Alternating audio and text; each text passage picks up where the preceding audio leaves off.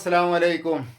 ഈ മാസം റബിയുൽ അവൽ മാസമാണല്ലോ. അപ്പം എൻ്റെ കുട്ടികളെ റസൂലിന്റെ മദ്ഹ് പാട്ട് പാടാൻ പോകാൻ കേട്ടോ. നിങ്ങൾ പാടൂലേ?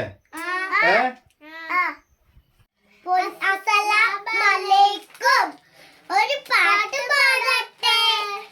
അമ്പിളി ചേരുള്ള ഇമ്പർമുള്ള ഇമ്പത്തരുളിയ